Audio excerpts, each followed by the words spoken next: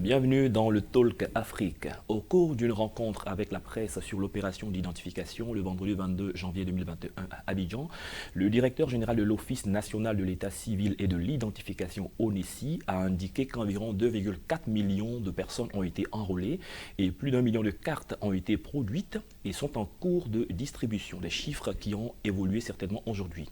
L'ancienne carte d'identité pour l'heure reste en vigueur. Qu'en est-il de la nouvelle carte des innovations et de la distribution? On en parle dans cette émission et nous recevons M. Léon Brandré, il est DG, directeur général du groupe DPSE, expert en management et protection des données à caractère personnel. Bienvenue M. Léon Brandré. Merci M. Thomas. Bonjour. Avec vous sur ce plateau, M. Ladji Bamba, lui, il est sociologue. Bienvenue M. Ladji Bamba. Bonjour monsieur.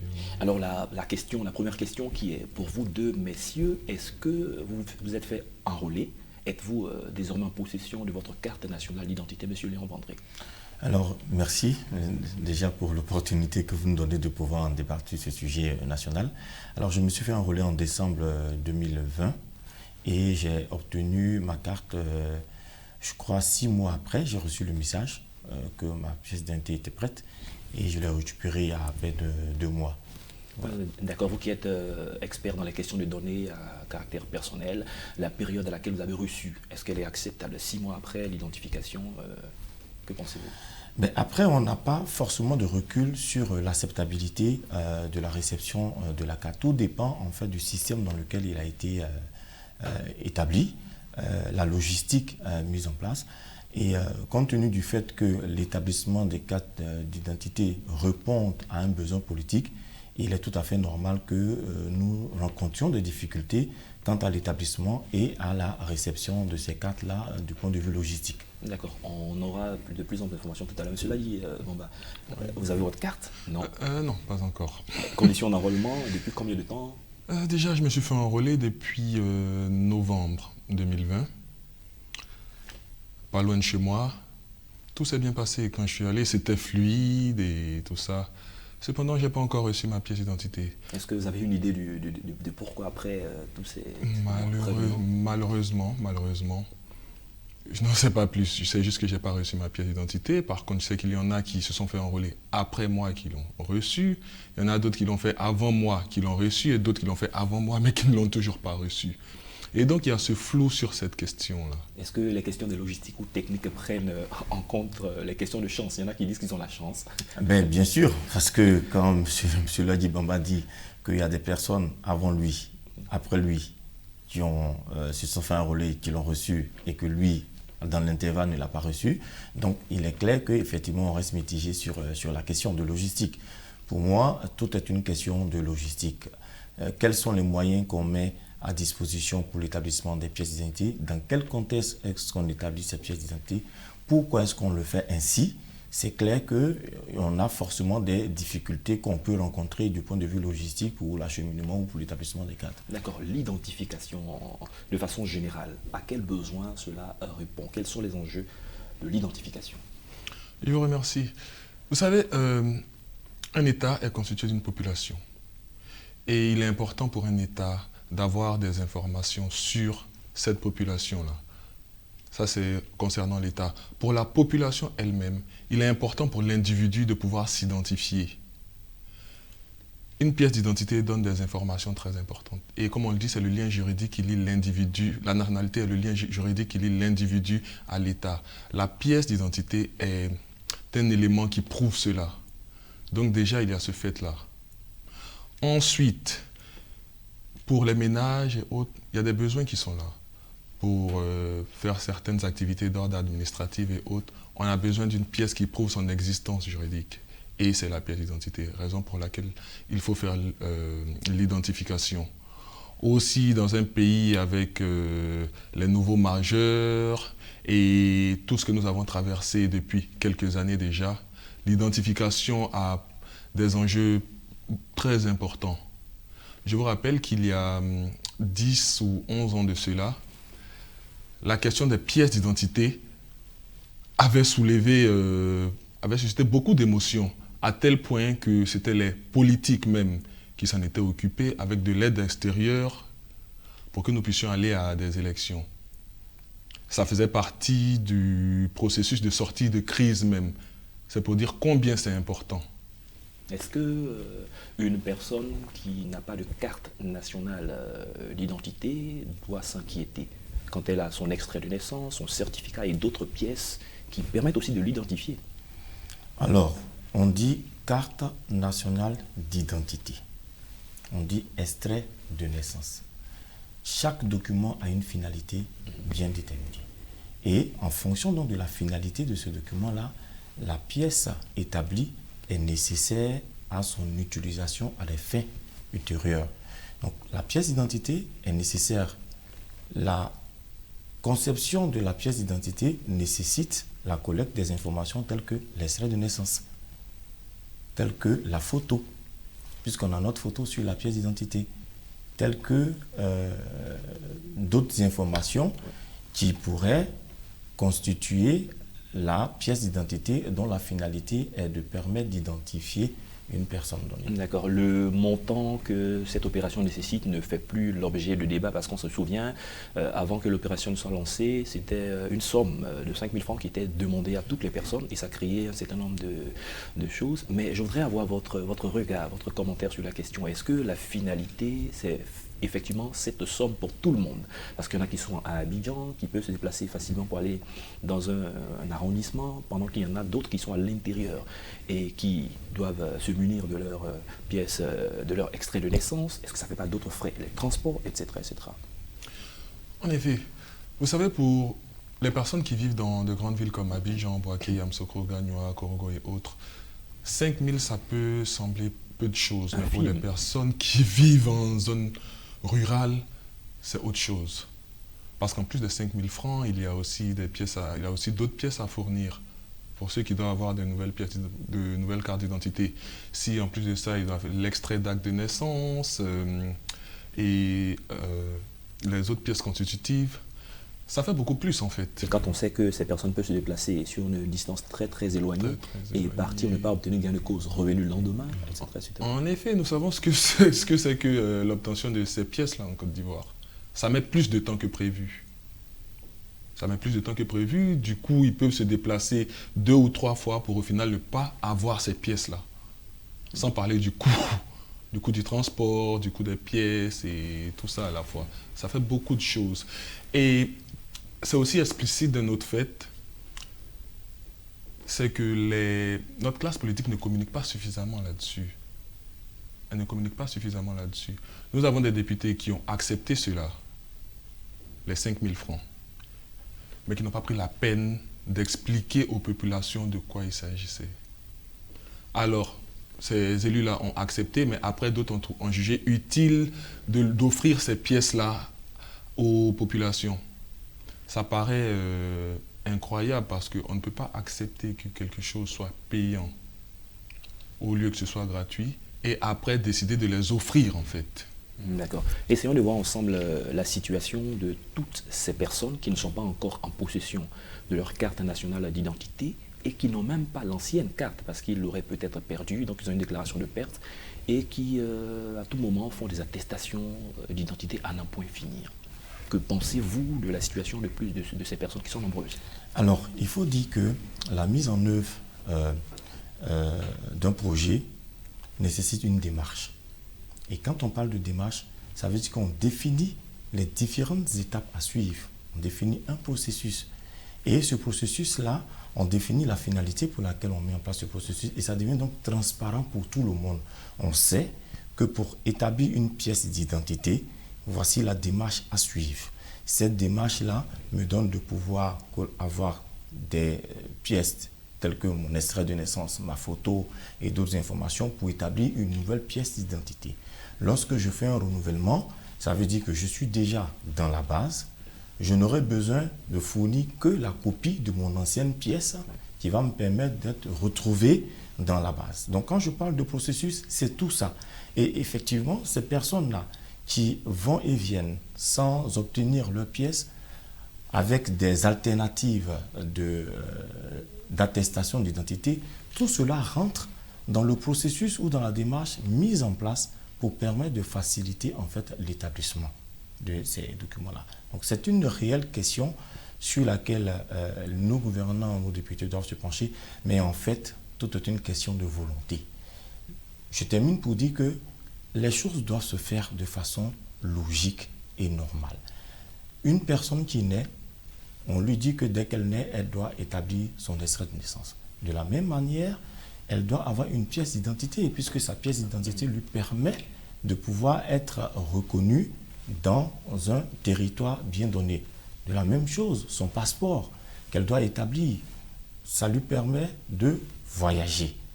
Donc, tous ces documents-là qu'on doit mettre en œuvre doivent permettre de respecter une certaine logique pour qu'on n'ait pas à avoir des goulots d'étranglement pendant des audiences foraines ou des élections à l'établir. En résumé, on doit pouvoir mettre dans nos différentes collectivités territoriales des agents assermentés qui vont permettre d'établir ces pièces d'identité-là lorsque la personne en a besoin.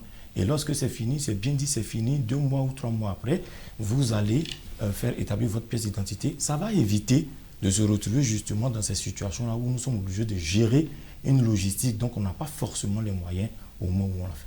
Au nombre des difficultés, surtout rencontrées par les femmes qui venaient dans les centres d'enrôlement pour corriger le nom. Désormais, elles sont mariées, donc elles ont souhaité que le nom de leur époux soit marqué sur la pièce d'identité, mais beaucoup de femmes ont rencontré des difficultés parce que vous allez à tel bureau, on dit non, c'est dans un autre bureau, aujourd'hui ça ne se fait pas. Bref, nous avons tendu notre micro à quelques citoyens dans la ville d'Abidjan pour voir un peu à quel niveau du processus est-ce qu'ils en sont et écoutons donc leur avis et on revient tout de suite. C'est dur, c'est un peu difficile. J'ai demandé, j'ai obtenu ma carte, mais ça a mis du temps, beaucoup de temps, franchement. S'ils peuvent améliorer un peu plus pour faciliter la tâche à la population, puis réduire les délais pour l'obtention de la carte, en tout cas, ça va aller. La demande, ça a pris au moins 1 mois. 1 mois, et après les 1 mois, ils m'ont rappelé pour aller prendre ma carte. C'est très facile, parce que bon, ils m'ont appelé pour aller retirer ma carte et je suis partie. Ils n'ont pas pris 30 minutes, ils m'ont donné ma carte. Le service est beaucoup lent. Et puisque moi, je vais dire victime parce que ça fait plus d'1 an que j'ai fait la demande, je n'ai pas encore reçu la pièce. On m'aurait dit qu'on envoie des SMS et j'ai des collègues même qui ont reçu des textos qui sont allés retirer, mais moi, je n'ai pas reçu les SMS depuis. Donc, je suis en attente de cette notification-là. Alors de retour en plateau, messieurs, vous avez entendu donc ces personnes qui sont intervenues. La dernière intervenante, plus ou moins dans votre cas, près d'1 an, n'a pas reçu sa carte. D'autres estiment que le délai est un peu long. Est-ce qu'il y a une possibilité de changer quelque chose, d'aller beaucoup plus vite? Oui, vous savez, je pense que c'est un problème de logistique en fait. C'est un problème de logistique. Et la question de l'identification est un problème juridique et technique. Technique en ce sens que c'est de la logistique. Il faut revoir la logistique. Ni plus ni moins que ça. Il faut revoir la logistique. Vous savez, on parle de l'identification, d'une identification qui concerne 11 millions de personnes. Ce n'est pas rien. Il faut revoir la logistique. Je pense, en toute honnêteté, que les défis relatifs à cela ont été sous-estimés. Mais bon, comme on le dit, la technologie a aussi ses petits caprices. Il faut pouvoir corriger ça. D'accord. Monsieur Léon Brandré, vous qui êtes expert dans ces questions, quand vous voyez l'évolution des choses, est-ce que vous pensez que dans un futur proche, on aura fini avec la distribution des cartes? Dans un futur proche, on aura fini avec la distribution des cartes si réellement on veut en finir. Si on ne veut pas appliquer la distribution des cartes à des fins politiques ou à des fins électorales. Il faut simplement se mettre dans l'esprit que le citoyen lambda a fait établir sa pièce d'identité et qu'elle doit l'obtenir. Il faut donc s'asseoir, voir quelles sont les failles, qu'est-ce qui n'a pas marché et reprendre le processus logistique pour permettre à ce que toute personne puisse avoir sa pièce d'identité. La mise en œuvre d'un projet nécessite beaucoup de choses. On peut faire des erreurs. Il faut reconnaître ces erreurs-là et puis il faut repartir pour essayer de voir comment est-ce qu'on fait pour corriger cela maintenant et puis se mettre dans une perspective pour que les prochaines fois, on ne se retrouve pas parce que c'est récurrent. C'est récurrent, je pense que notre moyenne d'âge ici doit être à 40 ans, mais c'est récurrent depuis qu'on se fait établir une pièce d'identité où chaque 5 ans, on se retrouve dans cette situation-là. Vous voyez un peu les effets collatéraux de cette situation. Il y a des banques qui n'acceptent que la carte nationale d'identité pour certains retraits. On a reçu des gens qui disent qu'ils ont des difficultés à faire des opérations bancaires parce qu'on n'accepte pas l'attestation, ou bien ils ont perdu la carte, l'ancienne carte. Mais que faire dans de telles situations? C'est ça le problème en fait. C'est là tout le problème. On a décidé d'avoir de nouvelles pièces d'identité justement pour éviter d'être confronté à ce genre de situation. Ça arrive. Cela doit interpeller le gouvernement. Cela doit interpeller le gouvernement. Il y a aussi la société civile qui doit réagir. Parce que ce n'est pas normal qu'on paie pour une pièce et que longtemps après on ne l'ait pas et on soit confronté à ce genre de problème-là. On ne puisse pas faire de transactions. Vous savez, aujourd'hui, les banques ont fait un communiqué à cet effet dans lequel ils prévoyaient ne considérer que la nouvelle pièce d'identité qui devait sortir. Mais pendant ce temps, ceux qui reçoivent leur argent à la banque, comment est-ce qu'ils font?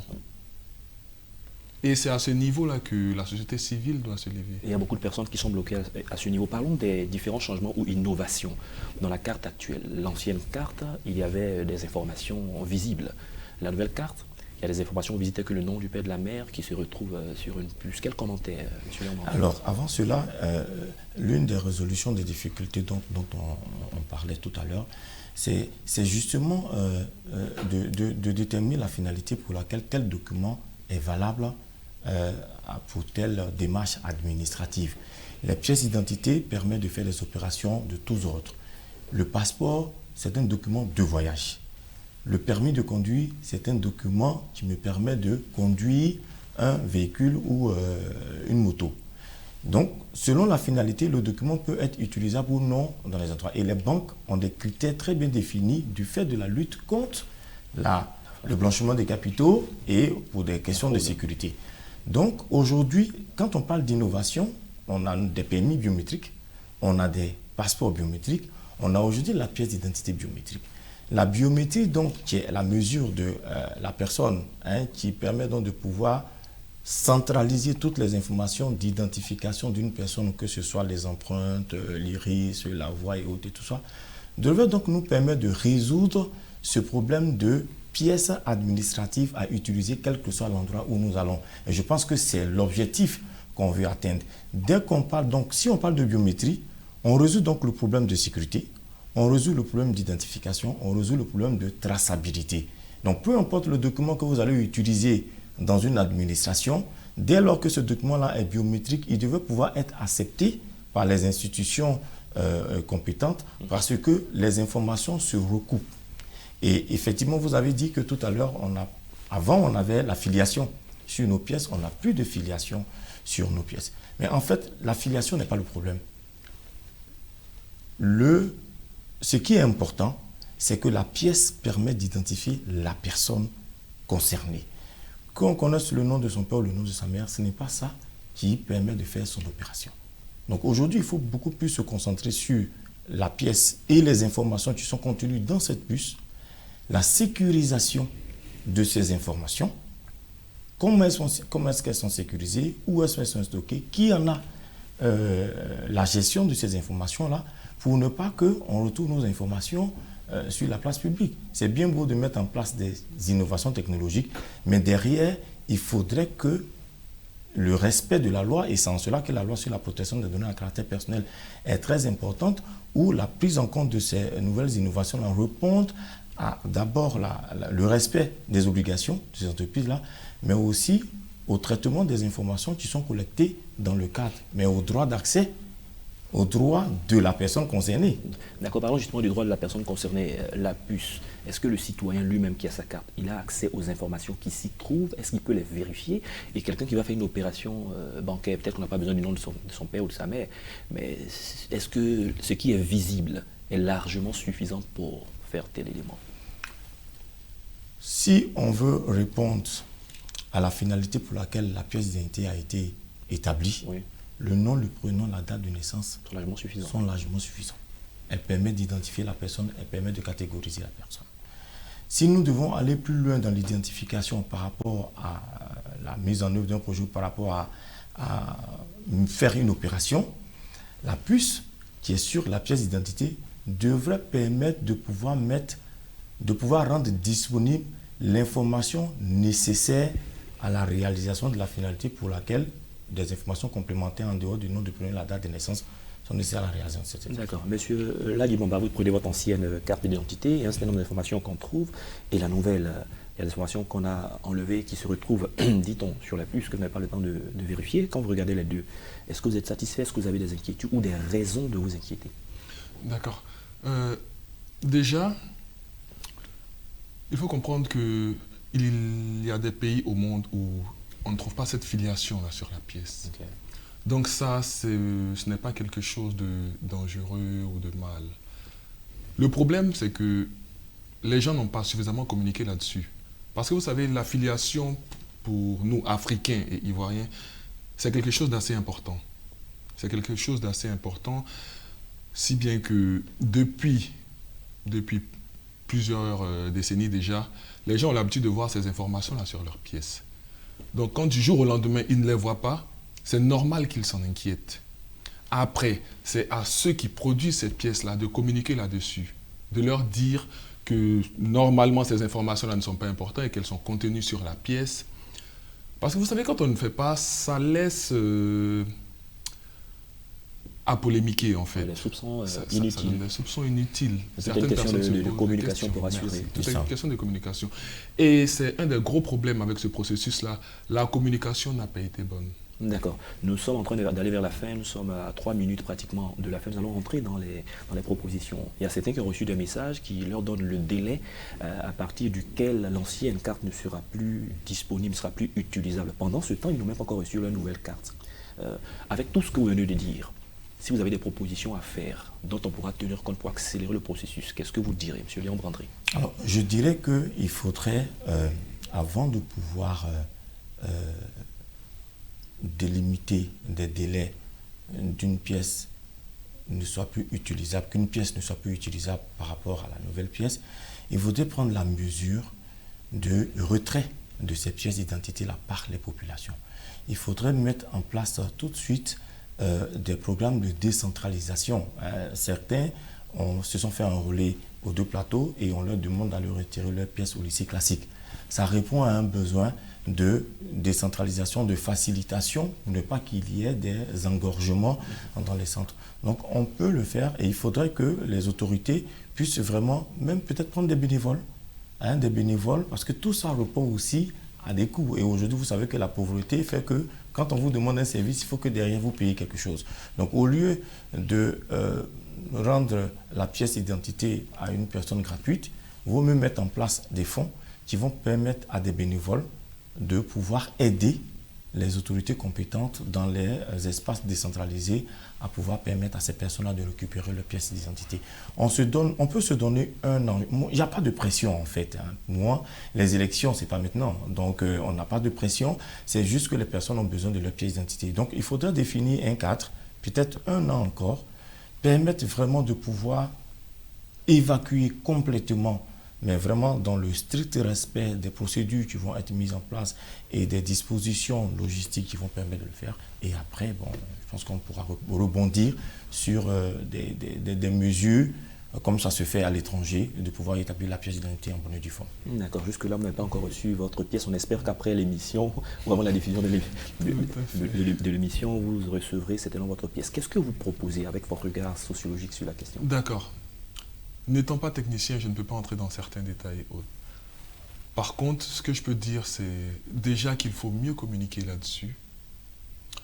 Ensuite, il faut tenir compte des réalités actuelles. Il y a plusieurs personnes qui n'ont pas encore reçu leur pièce. S'il faut proroger, que l'État n'hésite pas à le faire. Et l'État l'a fait déjà plusieurs fois. Plusieurs fois. C'est vrai que ce n'est pas l'idéal, mais c'est le moins de mal. D'accord, on dirait que nous sommes déjà à la fin de cette émission. Monsieur Léon-Brandré, vous êtes directeur général du groupe DPSE, expert en management et protection des données à caractère personnel. Avec vous, nous avons parlé de l'identification en Côte d'Ivoire et on a parlé également des réformes et innovations. Merci infiniment d'avoir pris part à cette émission. Merci, monsieur. Merci également à M. Ladji Bamba, qui est sociologue, qui également a répondu à nos questions avec son regard sociologique sur la question. Je vous remercie, monsieur. C'est la fin de cette émission. Merci à tous de l'avoir suivi. Excellente suite de nos programmes sur Média TV Afrique.